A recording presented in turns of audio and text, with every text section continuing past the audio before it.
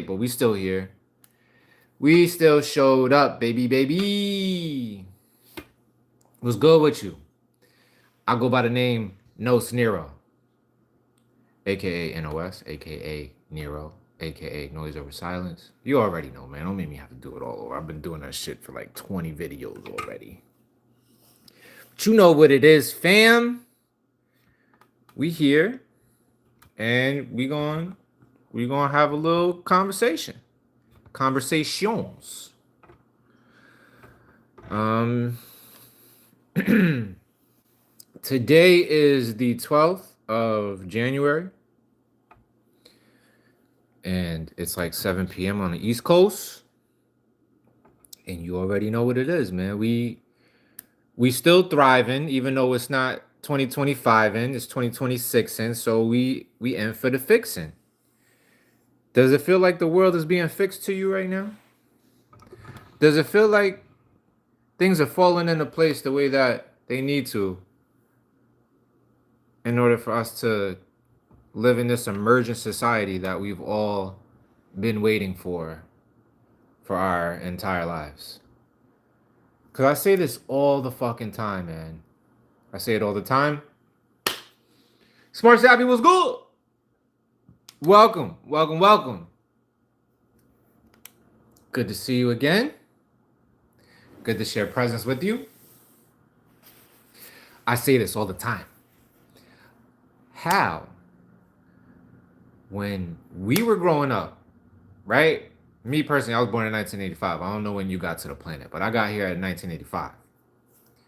And I was inundated with the lore of the superhero, the story of the hero, the archetype of the hero, the one who not doesn't necessarily have the entire world within their grasp. In the beginning of their story, they have to go through much trials and tribulations in order to become who they become, and it usually sucks for the whole first chapter, the whole first what's it called, like segment of the play. But after certain trials and tribulations, the hero realizes their power. They then use their power to help mold the world, become the place that they want it to be. And one of my favorite examples of this is, damn, I was about to say Batman, but I forgot. I just remembered Batman was a fucking billionaire, so it's not the one we want to. That's not the one we want to use right now. I was gonna say Captain Planet, but then Captain Planet is kind of like a magic spirit who just manifests after five random teenagers from five different geographic locations point their rings at each other. I forget how they summoned Captain Planet, but you know what I mean. Like I'm just saying, we all kind of grew up with this idea that the world isn't how it should be because of certain reasons, whether it be selfish greed, whether it be corporate overstep and greed, whether it be just overall nefarious actors who are just, not right in the mind. And so they want the world to be a certain way. But it's obvious to everybody watching the show that that's not right. Like that's wrong. That's immoral. It's unethical. It shouldn't be this way. And as long as justice has its way, the ending will be all right. The ending will be happy. The characters will ride off into the sunset because justice always wins. Well, my friends, do you see that playing out right now in front of your very eyes? Do you see justice prevailing in any modicum? Today, yesterday, last year, the last decade. And usually things happen like sort of in a linear fashion where they become kind of predictable. You see the steps being taken, you're like, yes, this is how we win. This is how justice corrects the maladies, the malices of the world. Do you see that? I'm genuinely asking. I don't have questions. If you're waiting, if you're waiting for me to answer that question and give you the solution, I don't. I'm just, thought experimenting with you because I myself struggle with with finding the antidotes where it's like, that's it, that's the thing. You could kind of point to AI, artificial intelligence, in a way like, okay, that could be beneficial, or it could be fucking diabolical in the wrong hands, of course. And it somehow always seems that the wrong hands are grasping tightly on the means of societal production. You know what I mean? Mrs. Clayton was good. Welcome to the chat. Let me turn on all the messages instead of just the tops. Boops. There we go. And it is just you and I. Ken, what up, what up? Mrs. Clayton said, I see shit with my own eyes that they stand with a straight face and say, I don't see it. Mm-hmm. Mm-hmm. So I interpret that as you saying you see them lying to our faces. And when I say them, I mean anybody who has the ability to stand in front of a camera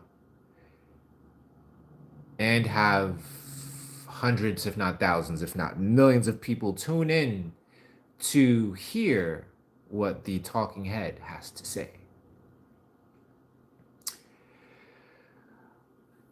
Yo, I've been here, Ken. I've been I know I've been off schedule the past couple of lives because usually around this time I'm still out in the streets trying to make some motion with this finance situation. Today I did not go do any of that. Today I helped my dad out with something in the beginning of the day. I came home, meditated, and just contemplated and kind of just sat in silence this whole day. And up until now, like even when I first started this shit, I was like, I don't even know if I got the energy or like the what is it, je ne sais quoi, the fucking to do this live right now. But then I always remember how many times I felt like that before I go live, and in the middle of talking, in the middle of my yapping, in the midst of my yapping, I start to feel better. It's an odd thing that it's an odd thing how that happens. It's also because it's like I don't want people like, what kind of live would this be if I just sat here and just like moped? You know what I mean? I gotta say something, and I got a lot to say. And maybe me being quiet all day kind of it bottles everything up. So then I just open the bottle when I hit the live, and then shit just starts pouring out, and here we are. You know what I mean? But I got a riddle for y'all. Let me go catch up with these comments because I just saw somebody say something stupid and crazy.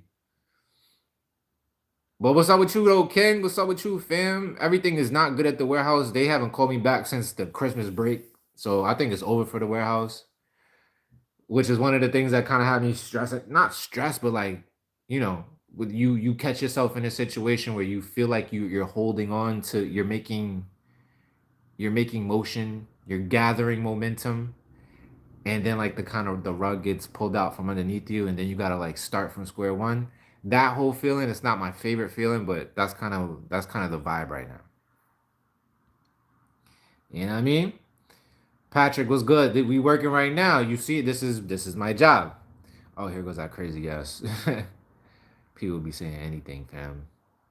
But I get it. I get it. I too was young at at a point in time and said wild shit. Not like that though. I have advice about DoorDash. Yeah, sure. I could give you all the advice I could possibly muster. You know, I really think it's up to your individual market. That's going to determine whether or not you get paid the way you want to get paid. I feel like where I live, Jacksonville, It's such a big market. It's the largest land mass city in America. And it's a lot of fucking road to cover. The shit takes me every fucking way, and unfortunately I have a Mercedes and I can only put premium gas, so it's not as impactful as I'd like it to be because spending $50 a day or $40 a day in gas and only making like 100, it's not really cool. And I to make that 100, I'd be working like eight hours. But my advice to you, if I could give you any advice, something that I've learned since I started this DoorDash journey again for like the past week, is try your best not to accept any offers lower than $1 a mile. Like that's pretty much where I would like to be. And I know it's possible because there's a lot of times, not a lot of times, but sometimes, especially when it's really busy, that I get offers that are like $2, $3 a mile. And I'm like, yeah. And I don't even think about those. I just take them right away. But I do notice that DoorDash tries to give me things that are like less than 75 cents a mile. I'm quick with the math. I'll pull out that calculator so fast. I look at the mileage, look at what they're offering, and if that shit is anywhere below 80 cents a mile, 9 times out of 10, I'm not taking that shit. The only time I'll take it is if it's like the first one of the day, or if I've just sat in the same spot for like 5 or 10, 10, 15 minutes, and I'm like, all right, let's just get the motion going. But yeah, anything less than 80 cents, I'm definitely not taking it. Like it's not happening. So if you're considering doing DoorDash, help your other drivers out with that too. Like don't let these people be fucking cheap. Like if I don't I've used DoorDash like ordering wise on the receiving end maybe a few times and I always tip, so I don't even know how that goes. But I do know that DoorDash gives you an option of like, do you want to tip $1? Do you want to tip $2? You want to tip more? Blah blah blah. And then there's always a question of like, how much is DoorDash taking from the tips and all that shit? At the end of the day, I feel like if you have a car that's good on gas, then yeah, it's probably worth it. But I don't have one of those cars, so it's kind of hard. And plus, Jacksonville is so fucking strenuous to drive in. I hate the way people drive out here. The people cut you off for no reason. People fucking go full speed in the red lights and slam on their brakes at the last fucking second. Like it's too stressful, fam. So I actually went out super early this morning to DoorDash, and after I got cut off twice before I got to the first light, I went to a gas station to fill up my car. The gas station had black bags all over all the pumps.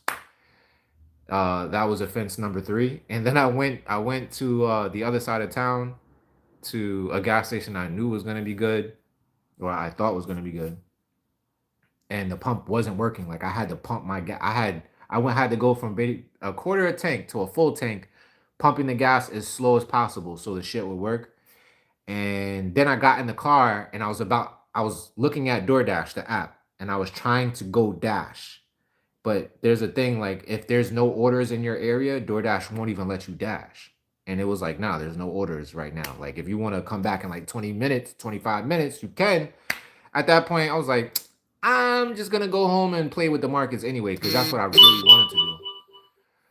That's what I really wanted to do. I want to make this stock options money. I don't want to fucking be DoorDash, and I feel like it's way too much. It's too risky because DoorDash is not gonna. They're not gonna give a shit if somebody crashes into me.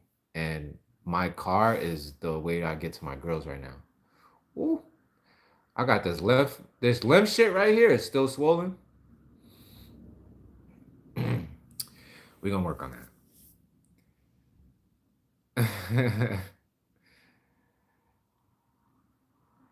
Oh shit. You used to shop at Aldi's. I shop at Aldi's too. I fuck with Aldi's kind of heavy. I'm not even gonna hold you. Sweet the Dawn was good. Good comment, family. Yo, facts. I'm right there with you, Ken, about the idle time. But sometimes you gotta take that idle time. Sometimes you gotta do that deep inner work. Like, don't even beat yourself up about that shit. Honestly, like if you taking the time and being idle, as long as you're putting your mind to work and you're actively visualizing the life that you want for yourself, that is you speaking to your subconscious, because we are both the observer, the actor, and the observed. So when you're taking time to observe yourself, I'm spitting this shit. You take time to observe yourself so you can take the right action. And you got this here. We all do. Cause this world, this shit is new. We got new shit to deal with every day. Our parents don't got the answers. Grandparents, nobody really got the fucking answers. You could listen to all the ancient fucking Socratic philosophy you wanna. Them niggas didn't have the internet, fam. They didn't have fucking ice agents. Oh my god. That's like on the front of my mind all the time.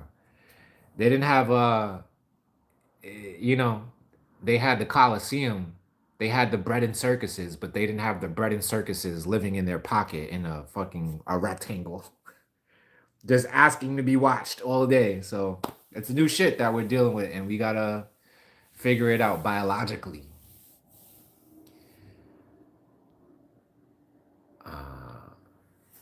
Me Moo Mamu. What up? What's inspiring me in 2026? Family, and just this life that I've always saw, you know, obtainable in my life. Like, yeah, that's the shit that's inspiring to me. Is getting through it so I can get to it. That's what's inspiring. I don't really need anything outside of self to inspire me. You know what I mean? It would be nice. It would be nice. And I guess family is something that's out external that is inspirational. So I'll say that. But that's all I need. My daughters are everything. You know what I mean? Just to to hope for their future. Cause a lot of times too, I'll be catching myself. I'll be like fantasizing about the fucking apocalypse.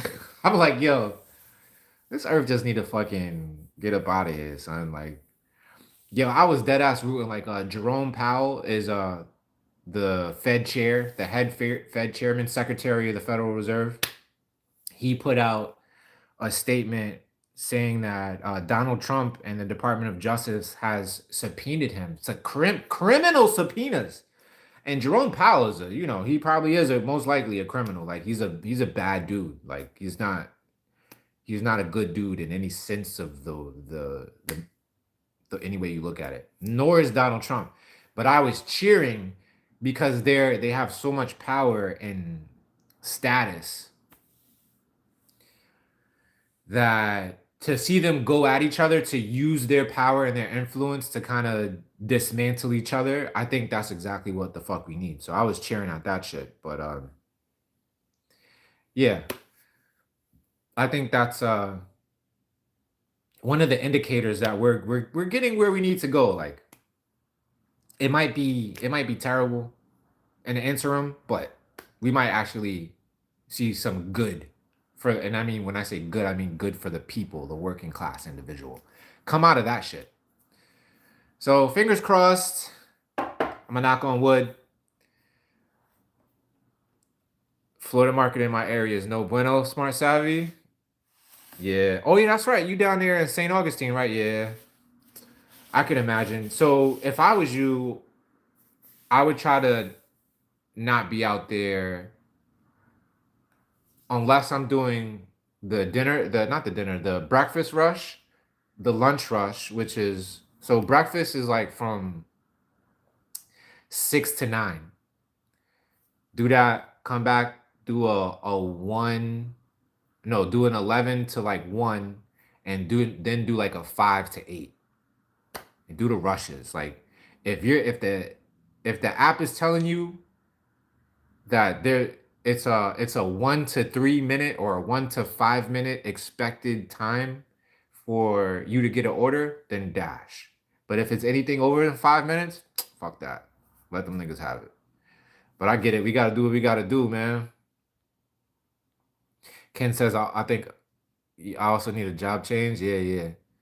That hey, I shit. When I was growing up, it was like common to know that you never settle for your job. Like unless you're making stupid money and you love your job, which is rarely the fucking case, but never settle. Like every time, whenever you get a job, it's really just to hold you down till you get something better. So Ken, you gonna get that, man. Just keep after it. Yeah, $2 and $3 orders, don't even do those. Anything less than $4 or $5, I'm not taking it. And I'm only taking a $4, $5 order if the shit is like um if it's like 2 or 3 miles of driving. Then I'll take it. But like I said, it has to be $1 or more a mile. So I hope that works out for you. And also know, very much know that that app is learning you. I was uh I was reading a developer of DoorDash.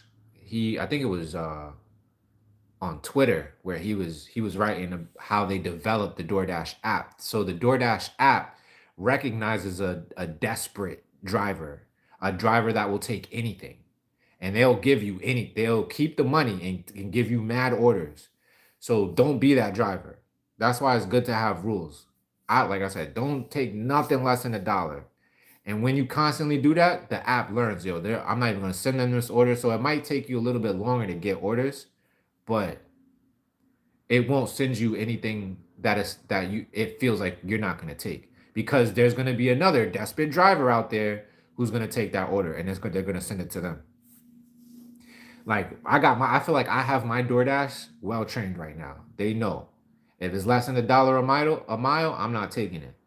And they also know that when it's obviously $2 or $3 per mile, I accept it very fast. I'm sure they even know if I go out of the app and open up my calculator because any app that you have on your phone knows how you operate with your phone while the app is open. Like they have your mic on, they have your camera on.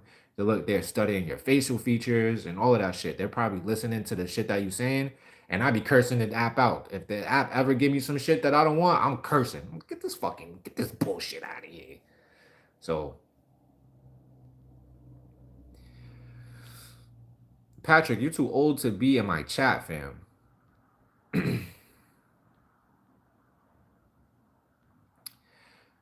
I need a Prius. Facts. Okay, you only do it on weekends and holidays. That might work. Jacksonville driving is crazy. I go around Jacksonville the back way. Sometimes that's what you gotta do. Robbie, what's good? Have I tried Shift Smart? It's like you for 4 or 5 hours at a time doing different things like stocking at Walmart or gas stations. Haven't tried Shift Smart, but I have something like that called InstaWork, which I'm thinking about deleting that shit because that shit got terrible. That shit has been fucking terrible. I almost every day I'm on chat with the support like, yo, this app is terrible. I fucking give y'all filters like parameters of the jobs that I want, and y'all always offering me shit that's outside the parameters. So why even have the parameters? So I will look up Shift Smart and see what that's all about. Good looking for the suggestion, Robbie. What big plays in the market have you had recently, if any? I caught the crazy play. What was it? Oh, I'm about to turn on my computer. You're gonna make me look it up. I caught the crazy play. I think it was BXT or TXT. What was it? Boo.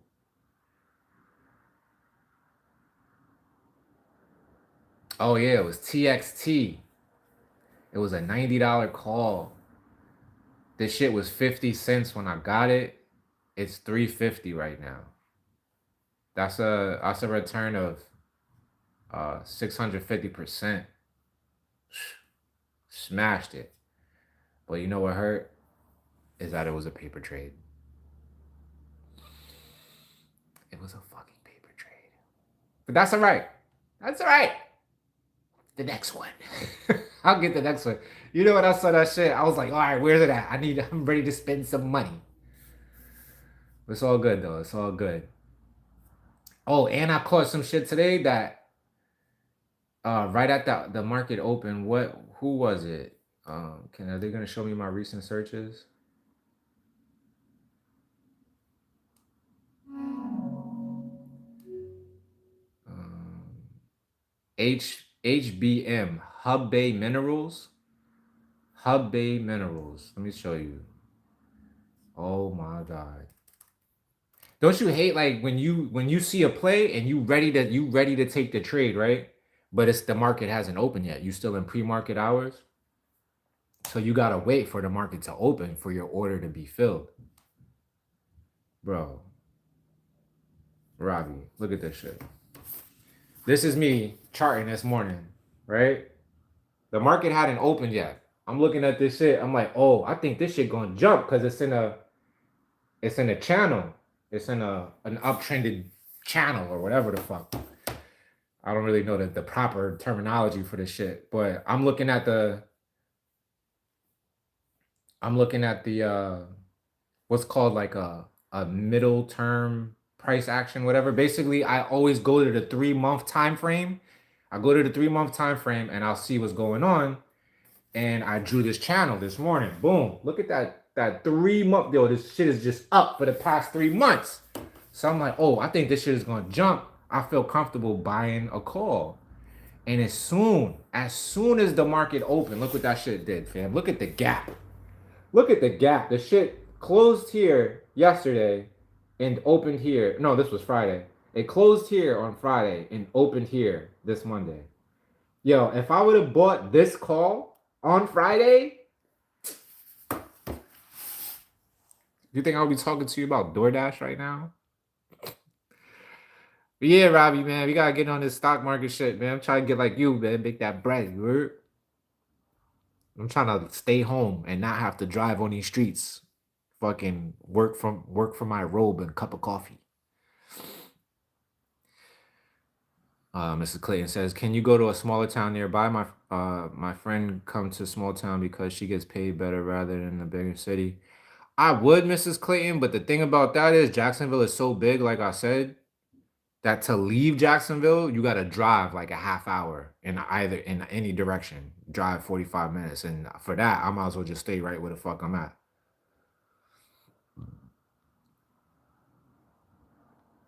You getting over the flu, hit you bad? Oh, I'm sorry to hear that. I know I was gonna tell you, make sure you get some ginger tea, take this tincture, this tincture, but you already on it. So I'll be just preaching to the choir. Yeah, Patrick was bored and wanted some attention, but I thought I just blocked that person. High sense was good. Unseen. What up, family?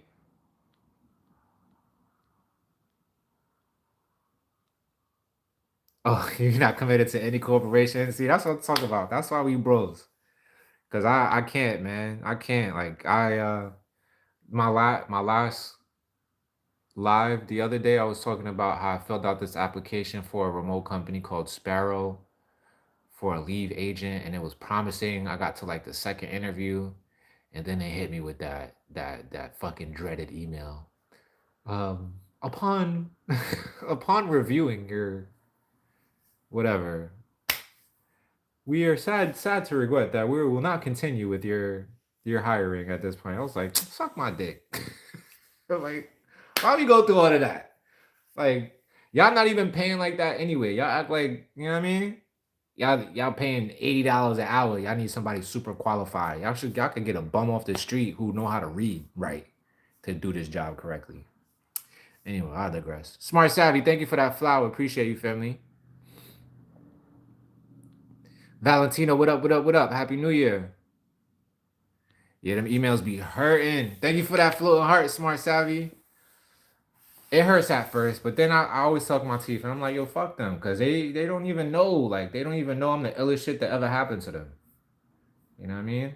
And they just gonna get some bum ass person that they that they gonna end up regretting they hired because they don't want to do the job properly anyway. But yeah, man, that's not a reason to quit, you know what I mean? It's not a reason to quit. Matter of fact, let me get y'all opinion on that. Cause I know y'all might not know we were speaking of. Y'all might not do the stocks that much. Let me pull this shit down. But I guess I'll give you some context. Let me turn these lights off. Boop. Boop. We're gonna collectively trade, right? So y'all see this, right? This is an upward channel. This is over the course of 3 months. The reason why I drew this channel like this is because this is the bottom, and it the price always respects this line. It never goes beneath it, basically. Every time it touches the bottom of this line, that's the bottom. This is the top of the channel. This is where the price is showing resistance. Like, it can't break out of that. So the price opened up here today. And normally, as you can see, the price usually it goes up and down, but it stays within the channel.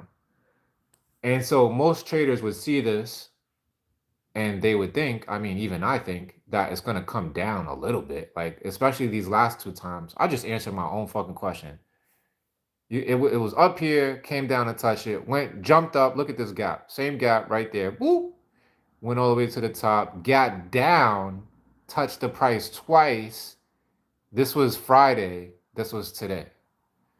So if I'm going to predict where this price is going to be over the course of the next 2 weeks, I'm going to say that it's going to go down. We can all feel comfortable making that trade, right? That's a high conviction trade.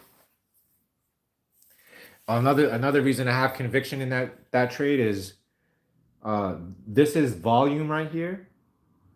And you see how the volume jumped up here and then it's declining here. So even though the price jumped up here today, the volume was a lot lower than it was here. So to me, that means buying power is dying out and selling power is actually increasing. Like, the sellers were here at this volume. Last time they put in work, they were all the way up here. So that's a high conviction trade for me. I think I'm gonna buy a put to predict that price goes down. And in the next couple of lives, I'll tell you how I made out with that trade. Hopefully we can make that bread. Get off these streets. What's up, Dad? What you got there? Got all your sweets. So I got macaroons. Oh, we was just talking about all these too. Those are all these things, right? Yeah. What kind of ice cream? One of the brothers say you're gonna try to get Haagen-Dazs up in there. Oh yeah? Yeah. Can they even do that? Yeah, I'm sure they can. Oh shit. Got that butter pecan. Yeah, I got that because I know this what you like. That's what I like. Yeah. I like all ice cream. I'm not gonna hold you. Unless it ain't like minty chocolate. I'm not a fan of that. Like chocolate mint, that's not my favorite. But I'd eat it because ice cream is ice cream. You had dinner already? No, I'm getting ready to wash these dishes that I said I'm gonna wash. And then you ate? Nah, not yet. I don't think there's enough for the both of us. But I'm good though. I don't want a lot. I'm alright. I think it's enough. Good. I do. It's enough. Alright.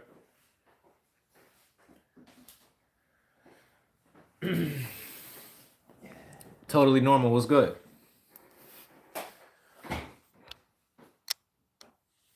Yeah, man. So that's the trade that I'm about to take. Another indicator that I really like because it's really simple to understand is the MACD. It's called the moving average. I don't know what the CD means. It's some type of a moving average, and it's it basically gives you like a wave. Oh, and every time you see it green, that's where the buyers come in. Where it goes red, that's where the sellers come in, and it just does that over and over and over again. You see that? So you see the last wave was green. So obviously the next wave is going to be red. I think that green wave has run its course. I don't think it's going to get any bigger. It's another way to gain conviction when you when you trade. And trading is all about mostly about psychology. So you want to have high conviction when you take trades, so you believe in them. What else though, man? What else? Um, I think that's all. Oh yeah, there was a riddle I wanted to hit y'all with. Even though I don't really know the fucking answer to the riddle. But the answer to the riddle is not the point. The point of the riddle is a philosophy. So here's the riddle. I'm gonna put you on. Ashley, what's good? The riddle is there's a priest, a king, and a rich man in a room. And all three of them have their own personal guard. And at some point or whatever, all three of the men, well, there's 6 men, of course, altogether. But the priest, the rich man, and the king instruct their personal guard to kill the other guys. Who dies? Who lives and who dies? I'm gonna give you like 10 seconds. I don't even know. Man. I don't even know the answer to this riddle because I didn't get it. This is a riddle that I got from Game of Thrones. And I've never watched Game of Thrones, but it was like a YouTube video. The guy was explaining it, and it was all about power. And that's the reason why I wanted to talk about this, because I thought it was very pertinent to the times that we're living in, where, you know, people of authority, perceived authority, are basically trying to ruin everybody. So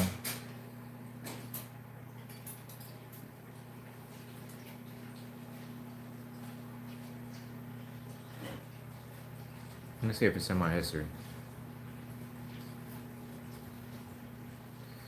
So no one wins. It's a good answer. That is a great answer, knowing what I know about what I'm about to tell you. Yeah, because everybody would die, right? Like the guards would, in order to kill the other men, they would have to kill the other guards first, and the guards are not just gonna sit there and let that happen. So it's gonna be a big fight. But I never got an answer to who lives and who dies. But the philosophy behind the question or the riddle is power is a lie.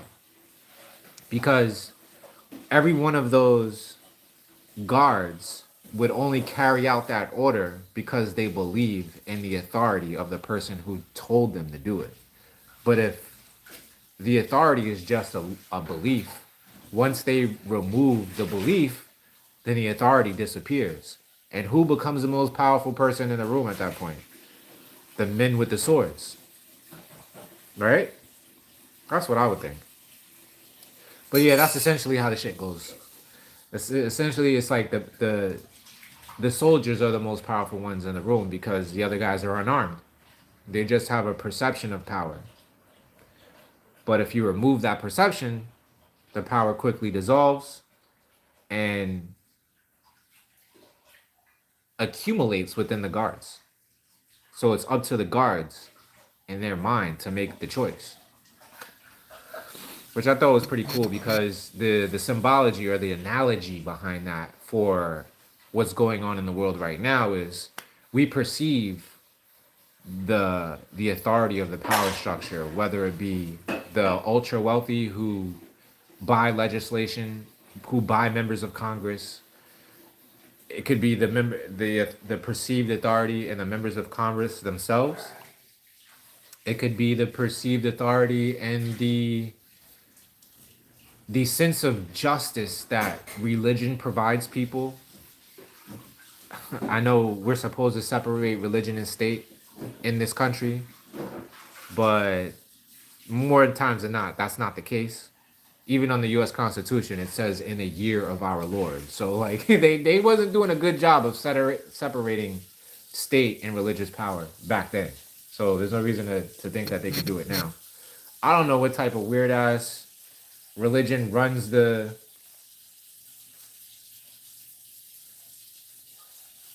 congressional power, the government, if you will. Um, I'm not even that keen on religion these days anyway. Like, what does it all really mean? You know, I watch this guy on YouTube a lot, and he's got like it's stuff that I already know, but he puts it in words so well. Where is this guy? It's a Korean guy. Come on. I watch his videos every day. It's got to be up here.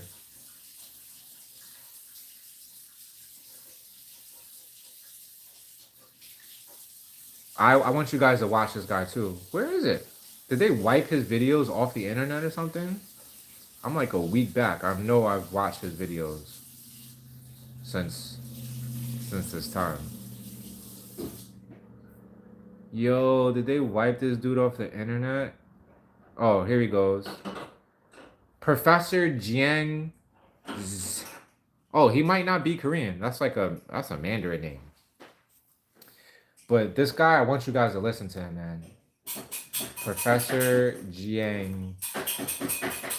I don't even know how to pronounce it. It's Xueqin.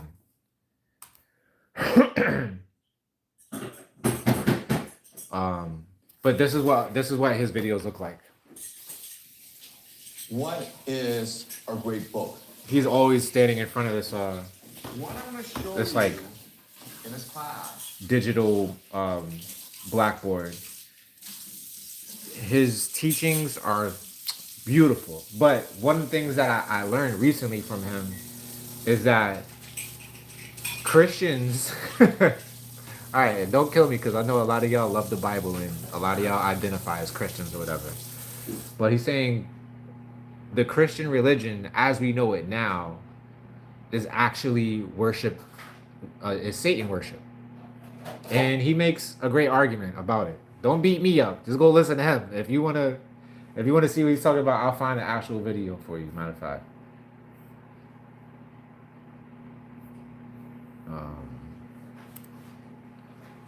And this is because if I can paraphrase what he says, there's so many YouTube videos, YouTube channels that because all his stuff is just like out there. You could just take his videos and repost them and still get 1 billion views. And a lot of people do that. But the video, let me see if I go to my history. That's probably the best way to find it. Search watch history. Yang Xu Quinn. What an interesting last name. I wish I knew how to pronounce it. I know X is like Shu Quinn. It's probably Shu Quinn.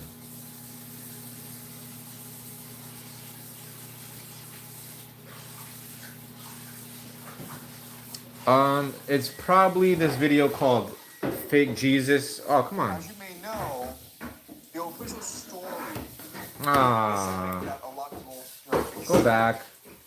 Okay, so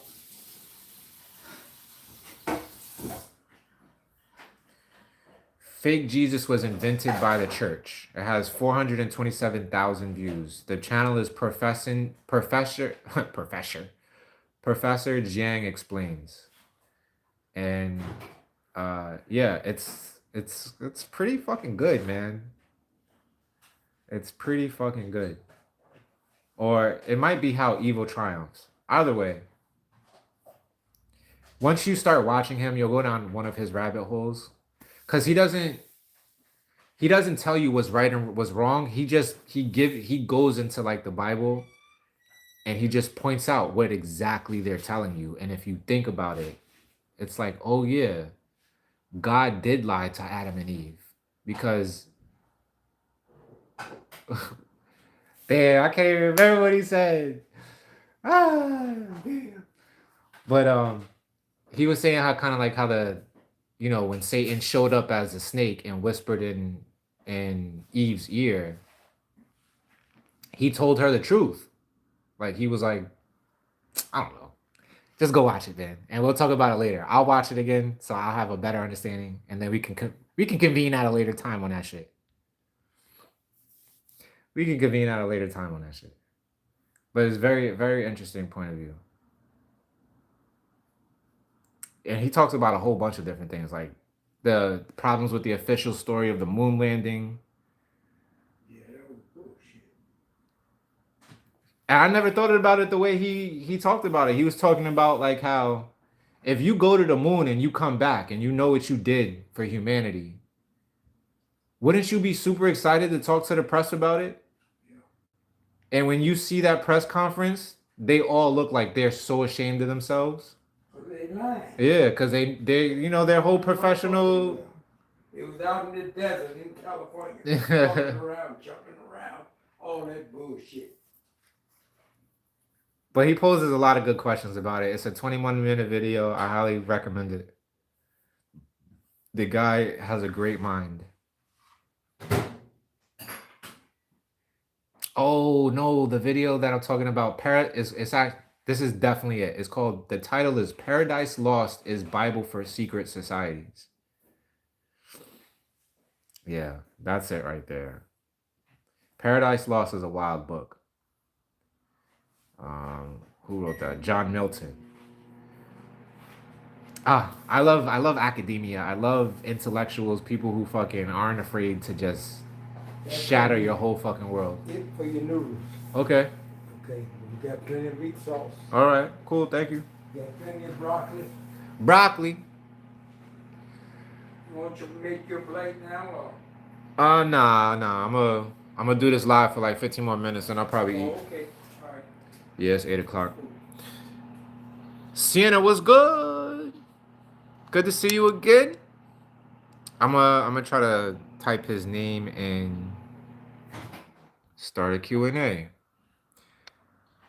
Professor Jiang Shuiken.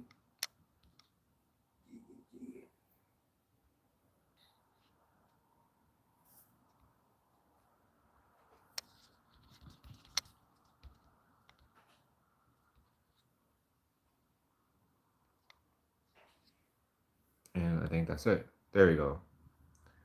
That's what it's called. And then, boop. Yeah. And then I was reading some email. Apparently, there's like a list of questions that it'll keep track of now. I've never seen that happen, but we'll see. We shall see. Yeah, check him out, yo. It's a great. And like I said, there's other, like the lecture hall takes his stuff. Predictive History is another channel that takes his stuff. His official channel is Professor Jiang Explains, and then there's Professor Jiang Clips. Those are his two official channels. But his stuff is so good that other channels, like I said, just take his stuff and just rip it, and they go crazy. Because what they do is they add like special effects and like little like sounds to it or whatever. So I guess that's why they get away with technically not stealing but adding to it. But cool ass cat, man. Cool ass cat. I love stuff like that. That's when I'm on YouTube, that's pretty much the stuff that I watch.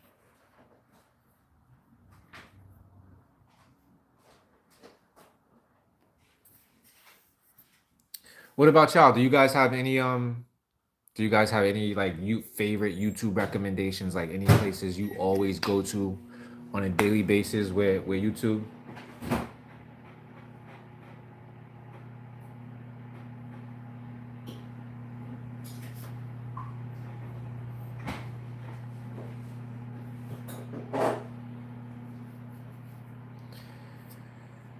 Yo, my last video too did freaking really good. Well, better than what they usually do. It was called "Are You Ready for War?" and then I got hit with the copyright.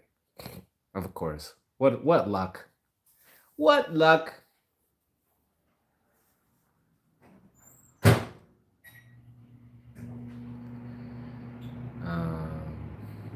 Who else, man? I'm so happy one of my homies who just started his YouTube journey maybe like a year ago. I He interviewed me on his channel. His channel, that's why I want to shout him out also, is because his channel is really good. It's Rob Black Storm. I used to work with him when I lived in New York, but his channel is doing really well. He's doing really good for himself with the with like the editing and all of that. Very cool dude. His shorts be doing numbers.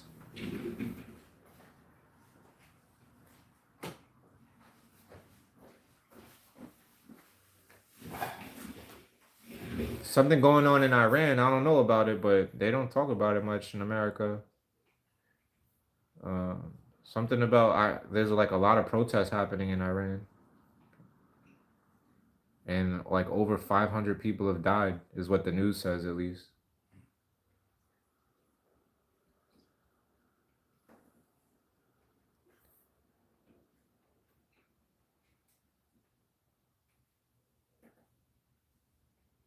Another big thing that happened today was the Supreme Court is hearing a big case about transgender athletes. Which I don't even know how it's not obvious that, men who would like to be women and carry out scientific experiments on themselves to try to be women should still not be allowed to play women's sports. Hell no, because you're a man. You're a man. That's a positive. Yeah, for real. I always say, man, like with the transgender thing, not to like be too polarizing about it, but it should be so simple. Like if you're transgender, you're transgender. You're not a man or a woman. You're transgender, right? If you're a man and that's who you should be Right. competing against. Right, you should compete against other transgenders, not against women. Like that's stupid as hell to me. And I'd be hard pressed to be moved from that opinion. You know what I mean?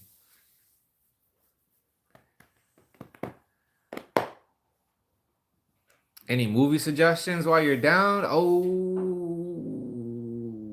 do you want to laugh? What do you want to do? That's the real question. I feel like when we consume media, we should take stock of what we want to feel before we consume said media, and then search out the media that's gonna help us feel the way that we want to feel. Cause like I'll dead stay away from stuff. The other day I had a headache, like 2 days ago, and it was the end of the night, and I was like, let me throw in a little flick.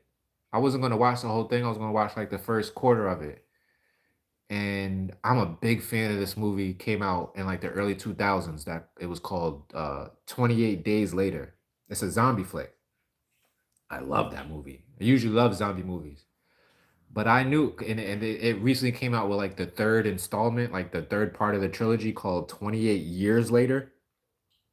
And it's on Netflix. And although I'm very excited to see it, I knew that my mind did not want to witness the state of the world where zombies have been in existence for 28 years. And that was just going to be too sad for me. So yeah, I stood away from it, and I ended up watching like a new anime. Picked out a random anime and started watching it, and it wasn't terrible. But yeah, 2026, speaking of anime, 2026 is going to be a great year for anime. I'm excited about it. Just got to be mindful of the consummation of media, There's a lot more that could be done instead, in lieu of the consummation of media, such as exercising, other boring things like meditation. Yo, speaking of exercising, I went to a free trial of like this gym called SoFit out here in Jacksonville, and it's kind of like a CrossFit type of a feel, but it's not CrossFit. It's called High Rocks. Oh my god, fam, almost died. Like for real. At the end of that, I thought I was like, yo, I sat down for like two 2 to 5 minutes after the whole thing was done, just to like catch my breath and like stop my body. And that's this is the same day that I caught that headache. Probably because I was dehydrated. I didn't bring my water inside with me. But I was dead. I was cooked after it was an hour long CrossFit type of a workout, and I was cooked. So done. And I was so done that when I finally got up, like to stand up, I felt dizzy, like, and I was like, if I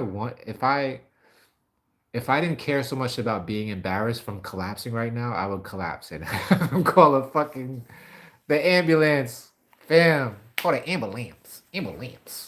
Kendrick Lamar voice. But I was like, nah, I'm not fucking collapsing in front of these people. Fuck that. So I just gathered my breath and I stood still for a minute. And the instructor who was like guiding the whole thing, she looked at me. She was like, "You all right?" I was like, "Yeah, yeah." I'm just sore. And we kicked it. We had a conversation, and like the whole time I was like gathering my world because my head was fucking spinning. But that was it. It said a lot about the state of my being, that working out for an hour. Granted, it was an intense workout, but I've never felt that way after a workout. Never, not in my entire life. So it had me considering things.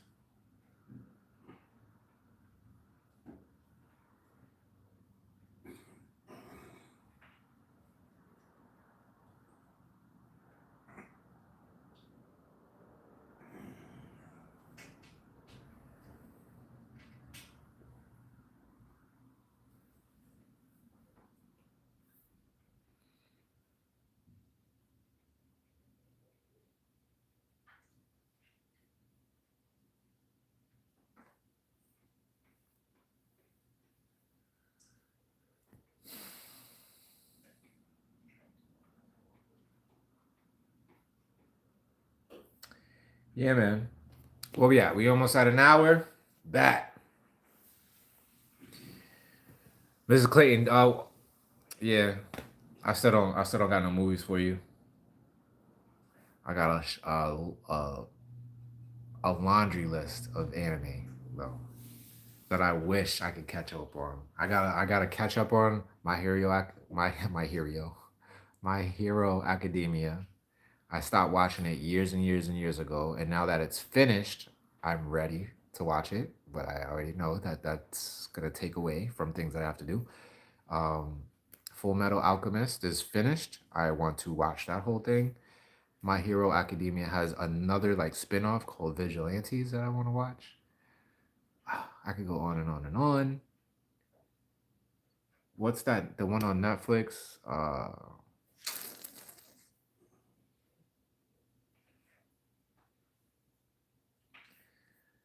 Huh. Hell's Paradise. That's what it's called. Hell's Paradise just came back out. Ooh, that's gonna be fire. But we got things to do, you know what I mean? We got things to do.